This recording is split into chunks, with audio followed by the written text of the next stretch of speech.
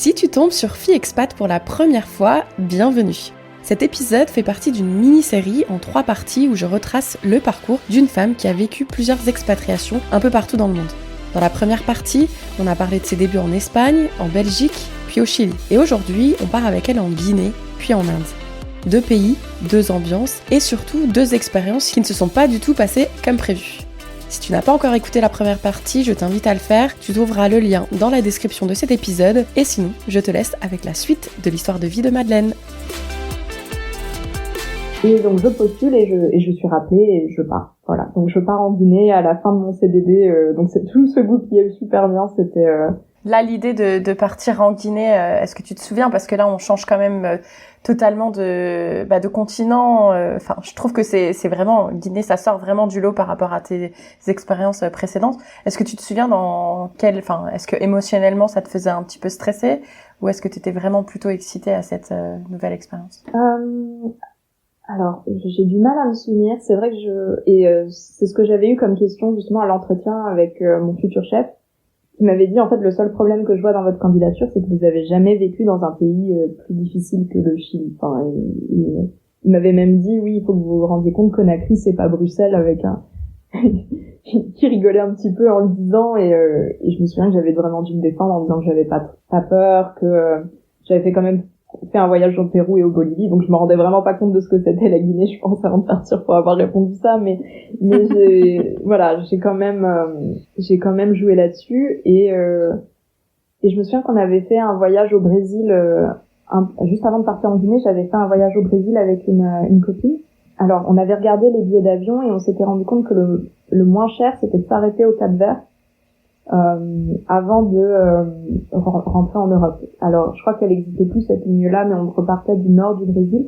On avait un vol vers le Cap-Vert, on s'arrêtait une journée, et puis on repartait. Et je me souviens quand je suis arrivée au Cap-Vert, je me suis dit alors le Cap-Vert, pareil, c'est très différent de la Guinée aussi, mais je me suis dit t'as un petit avant-goût de à quoi ça peut ressembler l'Afrique de l'Ouest. Et voilà, ça va bien se passer, quoi. Donc non, j'avais pas très peur. C'est vrai que j'avais un ami qui avait déjà mis les pieds en Guinée, qui me disait que j'avais aucune idée de l'endroit où je mettais les pieds. Puis je disais, tant pis, on verra bien. Enfin. De toute façon, comme on dit toujours, si ça se passe pas comme tu le veux, tu peux toujours repartir. Enfin, t'es pas emprisonné là-bas, quoi. Oui, puis j'avais tellement envie de faire un VIA en institut français parce que je savais si ce que je voulais faire, c'était un petit peu le passage obligé, que j'allais pas faire la fine bouche et puis dire, non, j'ai pas envie de partir en Guinée, ça me fait trop peur. Non, let's go. C'est ça. D'ailleurs, je sais pas si tu l'as écouté l'épisode numéro 115 avec Lucie qui nous parle du Ghana. Oui, je l'ai écouté. Est-ce que tu dirais que ce qu'elle a vécu, parce qu'elle, ça s'est pas super bien passé, est-ce que tu dirais ce qu'elle a vécu, c'est un peu ce que t'as vécu, ou ça restait quand même très différent? Oui, je t'en ai parlé, j'aurais bien aimé échanger avec elle parce qu'il y a des similitudes. Ça fait 1 an, je crois, que je l'ai écouté à peu près, cet épisode, donc je me souviens plus. Ah oui, je crois que tu m'avais dit que c'était ton épisode préféré, je crois. Oui, forcément, ouais. Il m'a marqué. Alors, j'y suis allée en plus au Ghana en vacances depuis la Guinée. Mais oui, il y a énormément de similitudes et puis il y a pas mal de choses qu'elle a compris un peu comme moi, parce la plupart des gens qui partent en Guinée, on a tous des expériences un peu différentes, on voit pas exactement les mêmes choses. Je me souviens plus exactement de l'épisode, mais oui, il y a pas mal de moments où je me suis dit, mais c'est exactement ça, on a un peu compris les mêmes choses, etc. Après, j'ai pas eu la Guinée, c'était c'était pendant le Covid en plus pour moi, donc là, il faudrait vraiment prendre le temps de raconter cette histoire parce que j'y suis restée 2 ans et il y a eu vraiment plusieurs périodes, des périodes qui ont été, c'est là aussi toute la différence avec lorsqu'on part en stage, on reste pas très longtemps. En 2 ans, on vit vraiment, quoi. On est capable de comparer avec l'année dernière, on parle de l'année prochaine et à la fin, on perd un petit peu pied avec la France, surtout quand on peut pas rentrer parce que il y a plus d'avion. Donc il y avait ça aussi. C'était vraiment une expérience à part avec vraiment une vie un petit peu comme une montagne, quoi. Il y avait vraiment des hauts, des bas et puis ça allait très vite avec un rythme. C'était pas du tout une vie linéaire comme j'ai pu avoir auparavant avec une routine, etc. Où je peux dire si c'était une routine haute ou une routine basse. Là, c'était vraiment, les montagnes russes un petit peu tout le temps. Il s'est passé tellement de choses. En plus, alors je crois que c'était vraiment le moment où il se passait le plus de choses dans le pays quand j'y suis allée, parce qu'on a eu le coup d'état militaire à la fin. Il y a eu énormément de manifs juste avant contre le président qui voulait faire un 3e mandat, contre la modification de la Constitution. Enfin, et puis le Covid, on a eu aussi Ebola, un court moment qui revenait, qui finalement qui est parvenu. Enfin, c'était. Est-ce qu'à ce moment-là, tu t'es pas dit, punaise, qu'est-ce que je fous là? Il est temps que je me, il est temps que je me casse et que je rentre en France? Non, alors il est pareil, il y a eu plusieurs moments. Donc déjà, quand le Covid donc je suis partie en Guinée en février 2020. Donc, enfin vraiment, là le Covid, on en parlait très peu. C'était juste, voilà, qu'est-ce qui se passe en Chine, etc. On pensait pas du tout que ça allait devenir ce que ça devenait. Donc je fais ma valise, etc. Et je débarque. Alors j'ai eu un petit souci en plus parce que j'avais mal compris. On a le droit, quand on part en VIA, en tout cas à l'époque, on avait le droit à une malle qui en fait arrive 2 semaines après nous. Et moi j'avais pas compris, je pensais que c'était juste mes bagages et que j'allais retrouver mes bagages une fois en arrivant, mais que c'était super, que j'avais pas besoin de passer à l'aéroport. Et donc je suis partie vraiment avec un sac à dos et puis 5 t-shirts, 5 jeans. Et en arrivant, je comprends qu'en fait non, que ce que j'avais envoyé, j'allais pas le récupérer tout de suite, que ça allait prendre 2 semaines et puis j'avais pas du tout toutes mes affaires. Bon ça c'est une autre histoire, mais du coup j'ai dû apprendre à composer avec genre 3 t-shirts et c'était assez drôle parce que tous mes amis disaient mais pourquoi t'as tout le temps le même t-shirt, les autres arrivent. Ensuite il y a eu des problèmes avec la douane pour récupérer les valises et du coup je pense que je suis restée 1 mois avec voilà. Donc je récupère mes affaires, je peux m'installer, mon nouveau travail se passe super bien, je m'entends super bien avec mon chef, donc c'était top. Et puis là tout d'un coup, je vois que le Covid prend de l'ampleur en Europe, mais en Guinée, chez nous, c'était pas encore arrivé. Et puis tout d'un coup, on a un premier cas, je crois, donc d'une personne qui revenait de France et puis qui avait rapporté le Covid, si ma mémoire est bonne. En fait, il y avait très peu de cas au début, mais il y avait quand même des dispositions qui étaient prises et on se retrouve à fermer le centre culturel. Et surtout, voilà, c'est là où je reviens sur ta question, surtout, on a la question de bientôt les avions vont s'arrêter. Et donc, vous avez le choix soit de rentrer, soit de rester pour les VIA. Et alors, c'est ce que je disais avant, c'est-à-dire que j'avais vraiment galéré à trouver un VIA.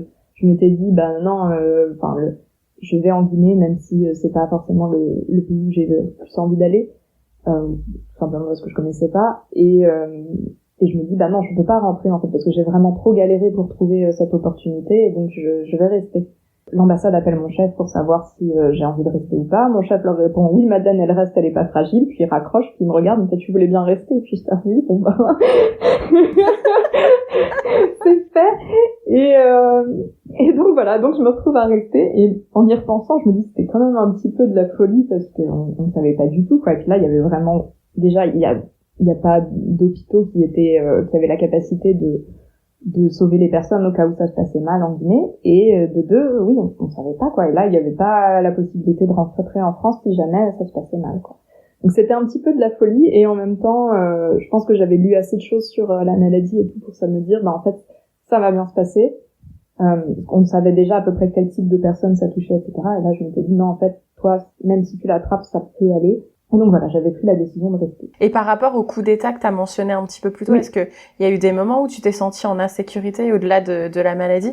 Oui, alors ça c'est vrai que c'est 2 histoires différentes. Ça c'était plus à la fin, comme on prenait un peu plus dans l'ordre chronologique, donc c'était en septembre 2021, donc mon contrat se terminait en février 2022, donc on approchait du dernier tiers, et je me souviens que la veille du coup, j'avais dit à mes amis eux il restait plus que 3 mois en Guinée, et je leur avais dit venez, ces 3 mois on fait en sorte que c'est les meilleurs 3 mois de notre vie.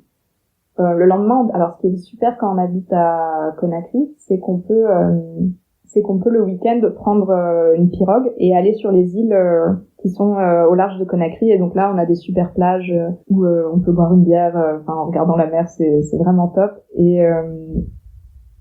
Et donc là c'était la fin de la saison des pluies, donc on pouvait enfin recommencer à retourner sur les îles, et on devait aller sur les îles avec mes amis s'il n'y avait pas d'orage. Et j'entends des bruits au loin et je me dis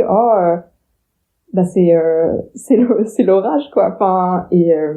Mon amie m'appelle, donc je me dis elle va me dire non, on peut pas y aller parce qu'il y a l'orage. Et puis là elle m'appelle, elle me dit oui, donc elle habitait à la résidence Moussoudougu. À la résidence Moussoudougu, il y a des coups de feu. Apparemment la police cherche quelqu'un, donc on reporte, on attend de voir si ça se calme parce que là on peut pas sortir parce qu'ils tirent dehors quoi.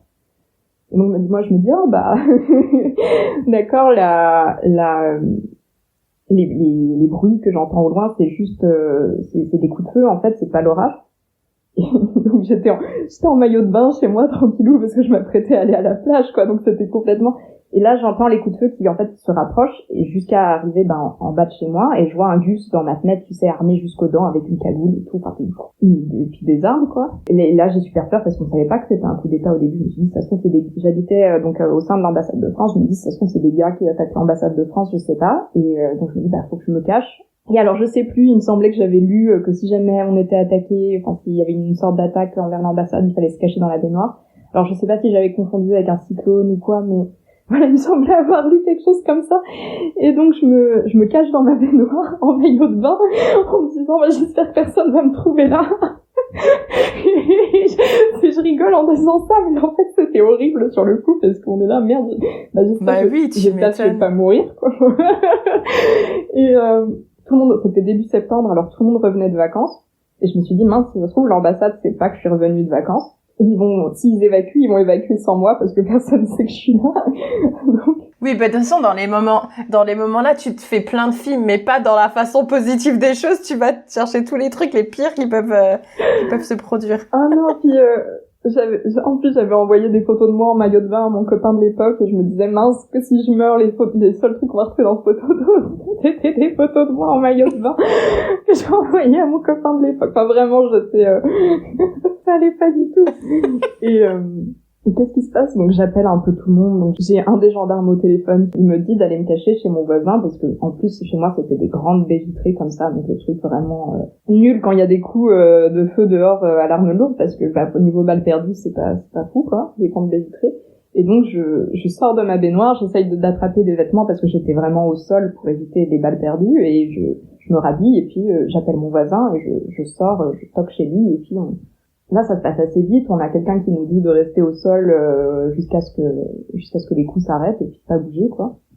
Il y avait une nana aussi que je vois dans le couloir quand je sors de chez moi qui me fait « Oh, salut, je suis la nouvelle stagiaire. » Puis moi, je la regarde, je fais « Mais à terre, on va se cacher chez Sofiane. » Puis c'est son premier week-end en Guinée. Donc elle était toute jeune et tout et elle arrive et c'est coup d'état, quoi, avec les mecs dehors qui tirent. Enfin, c'est pas de chance. Et donc tous les trois, on attend chez Sofiane, mon voisin, qui était aussi en VIA. Et en attendant que ça se passe quoi. Et c'était on est devenus super potes après avec Sofiane grâce à ça parce que pendant le coup voilà, on se racontait tous nos vies et tout et on avait que ça à faire.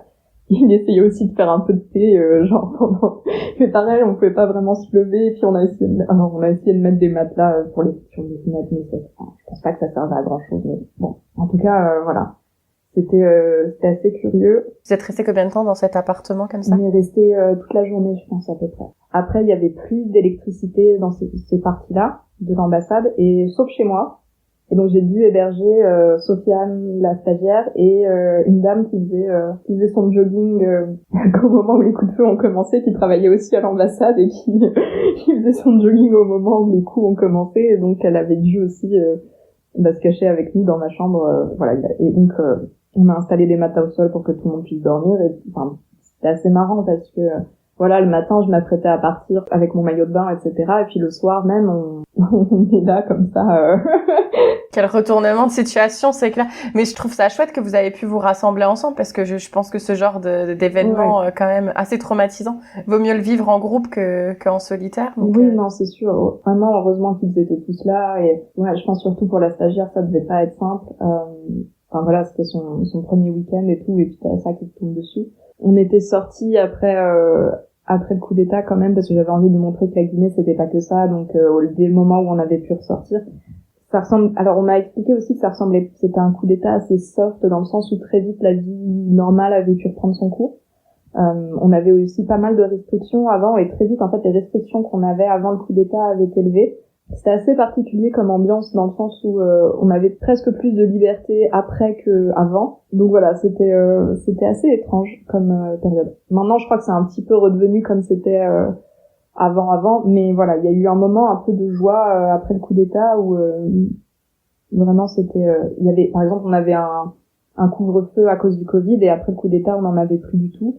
On avait pu réouvrir les centres culturels, on pouvait aller de nouveau en boîte de nuit de manière légale. Enfin, voilà, c'était assez étrange. Donc un peu plus tôt, tu as dit que tu avais dit à tes amis, faisons en sorte que ce soit les 3 oui, plus beaux oui, mois de notre vie. Souvent, je raconte ça, c'est-à-dire que le moment où j'étais à terre en train de regarder le plafond, j'ai mon ami qui m'envoie un message. Oh bah super, les 3 meilleurs mois de notre vie. ça commence bien. Vraiment, trop bien. Ça va peut-être être écourté notre vie, mais bon. Mais écoute, ça fait déjà plus de 50 minutes qu'on enregistre et je sais que t'as encore pas mal de choses à nous partager. Donc si tu veux bien, on va peut-être passer à l'expérience suivante parce qu'on a encore 3 pays à aborder. Ouais. Donc ensuite, tu quittes la Guinée et tu décides d'aller sur un autre continent nouveau et tu décides d'aller en Inde. Oui. Est-ce que tu peux nous expliquer qu'est-ce qui a fait ce changement de direction? Alors je savais que j'avais pas envie de rentrer tout de suite. Là, pareil, je vais me dire, bon, on va faire exactement la même chose. Premier pays qui veut bien de moi, j'y vais. Et alors, là, je pense que l'Inde, c'était un petit peu, alors, sur le coup, on peut dire que c'était une erreur, mais en vrai, après, ça fait tellement partie de ma personnalité que c'est un peu compliqué de le voir comme une erreur maintenant. Mais sur le coup, je pense que c'était peut-être pas le meilleur mouvement à faire que ce soit pour ma vie professionnelle ou amicale. Je pense que j'aurais dû avoir une période en France à ce moment-là, après la Guinée. Mais j'avais pas envie de rentrer et donc je m'étais dit bon bah on recommence et je décide de partir et enfin je trouve une sorte un VSI. Donc en plus il y avait aussi être rétrogradé quelque part parce que le VIA c'est mieux rémunéré, c'est mieux vu qu'un VSI. Mais bon, c'était ça que j'avais trouvé à ce moment-là et je déteste les périodes de recherche d'emploi, donc je suis allée. Et donc je décide de partir à Delhi. Donc je pars pour une asso et alors moi je suis pas trop d'accord avec cette philosophie-là, mais en gros leur philosophie c'est on va essayer de vivre comme les gens que l'on sert et donc ils ont installé leur centre. C'est une asso qui aide les jeunes à trouver du travail et à s'intégrer sur le marché de l'emploi, les jeunes des bidonvilles. Et donc leurs centres sont placés un peu partout en Asie surtout et dans les bidonvilles. Donc le centre était dans un bidonville du sud de Delhi. Ce qui était assez amusant, c'est que donc le sud de Delhi c'est plutôt les quartiers bourgeois et en particulier donc il y en a un qui s'appelle Scenic Farm où c'est vraiment un peu comme les quartiers riches de Santiago quoi. C'est des grosses baraques voilà. Et juste derrière ces grosses baraques, il y avait donc le bidonville de Sangam Vihar et le centre était là. Tu disais que t'étais pas d'accord avec le fait qu'il faut qu'il soit dans le... Ouais, parce que du coup, je pense qu'on peut pas travailler bien dans de mauvaises conditions et pour moi, vivre dans ce bidonville, etc., c'était pas forcément des bonnes conditions, surtout. Alors, on parlait tout à l'heure d'arriver pendant l'été ou pendant l'automne. Je recommande pas d'arriver à Delhi dans leur été. C'est-à-dire début mars-avril, parce que là c'est canicule avec 50 degrés, etc. Sans clim, sans rien, 50 degrés, tu dois travailler quand même tes 8 heures par jour. Non, en fait, tu n'aides pas les personnes que tu sers en travaillant comme ça, quoi. Je pense pas. Et surtout, il y a un moment où ça devenait dangereux pour la santé. Je pense qu'ils auraient mieux fait de fermer le centre, par exemple, parce que... Alors, on avait lu ça que... en fait, il y a un moment où il fait tellement chaud que tu ne transpires plus parce que ta transpiration s'évapore. Et donc c'est là où ça devient dangereux pour le corps parce que le corps ne peut plus se refroidir et nous on en était là quoi. Donc c'était c'était pas hyper génial. Il m'est arrivé un peu que des malheurs en Inde, c'était assez drôle. Enfin, c'est drôle. Je suis très terre à terre comme personne, mais si j'avais été un peu plus superstitieuse, je me serais dit non, l'Inde veut pas que tu restes. Parce que aussitôt arrivé, donc premier week-end en Inde, je me casse la jambe à une soirée. Ah oui. Et je me retrouve à l'hôpital de Delhi avec une jambe dans le plâtre. Et donc je suis au milieu de mon bidonville en fauteuil roulant, je crois. J'étais là bon. Et je sais plus, les autres personnes qui habitaient dans le centre devaient tous un petit peu partir le week-end d'après. Et donc il y a un moment où j'avais un collègue indien, mais alors le centre était placé dans un ancien crématorium, donc mon collègue indien avait peur que le centre, et pas que lui, hein, aussi les collègues français avaient peur que le centre soit hanté par des fantômes, et donc il avait trop peur de rester seul avec moi, donc il avait quitté le centre pour passer la nuit chez sa tante qui habitait à Delhi, machin, et donc je me retrouve toute seule au milieu du bidonville avec ma jambe dans le plâtre, quoi. Moi je suis là, bon bah oui, je suis très terre à terre, donc j'ai pas peur des fantômes, mais j'ai peur des hommes, quoi, enfin, des gens qu'il peut y avoir aux alentours, et surtout, je suis complètement vulnérable parce que je ne peux pas bouger. Enfin, genre, Et donc voilà, et j'avais plein de petits problèmes de santé comme ça, alors que pourtant, je revenais de 2 ans en Guinée, donc normalement j'étais quand même hyper résistante. Et là vraiment, je passais tous mes week-ends à l'hôpital de Delhi, alors c'est un super hôpital, le Max Hospital, parce que c'est un hôpital assez bourgeois et qui est quand même accessible pour les Européens. Niveau prix, les médecins parlent super bien anglais, mais bon. Ça n'empêche que t'as pas envie d'y passer tous les week-ends. Bah non, voilà. Mais j'ai un ami indien qui va à Max Hospital pour le fun, juste parce qu'il veut faire des petits check-ups. Il est un peu hyperchondriaque comme ça, donc à chaque fois qu'on va à Delhi, il s'arrête à Max Hospital. Moi, je suis là, non, je veux plus être dans cet hôpital, vraiment.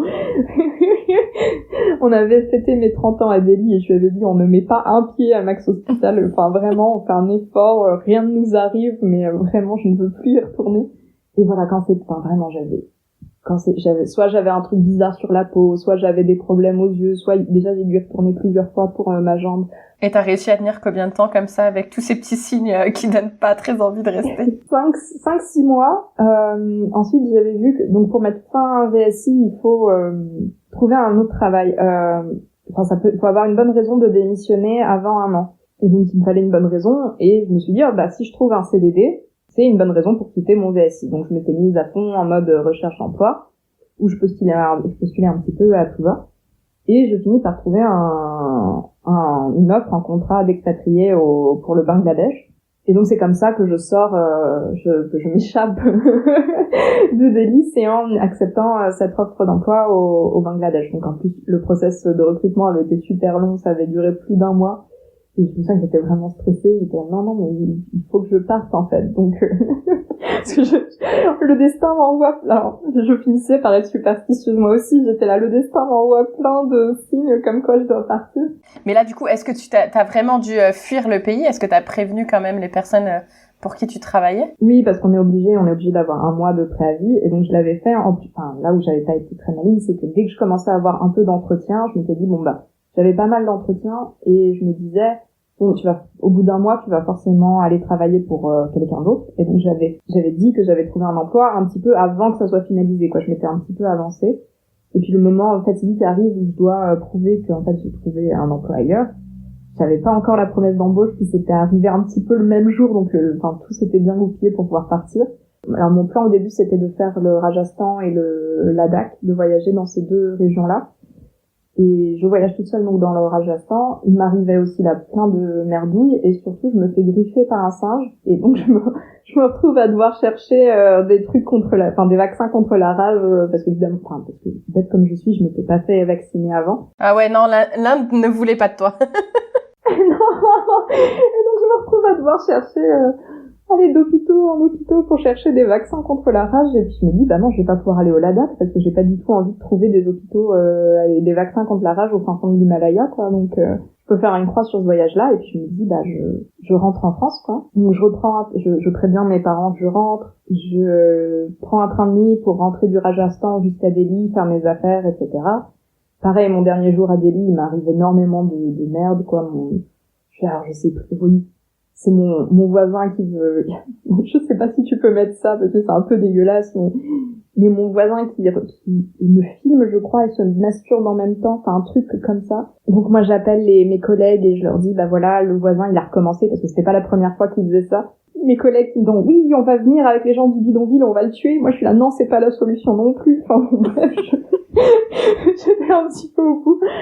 Il se passe après pas mal de trucs avec mes collègues dans le bidonville, puis finalement je décide de prendre un Uber, de pas passer la nuit au bidonville et de dormir près de l'aéroport. Je galère à trouver un Uber qui veut venir dans le bidonville évidemment, et puis une fois dedans, je le vois qui prend un rail de coke, quoi, le chauffeur de Uber. Et j'étais là, mais si, je te promets. Et j'étais là, non mais je dois partir. Et donc une fois arrivée dans la chambre d'hôtel, vraiment, mais à côté de l'aéroport, vraiment je l'ai pris, mais vraiment le plus à côté possible parce que j'étais là, je ne sors plus, vraiment là, le voyage il est fini, je reste là. Et donc le lendemain, j'arrive à l'aéroport, vraiment j'étais hyper stressée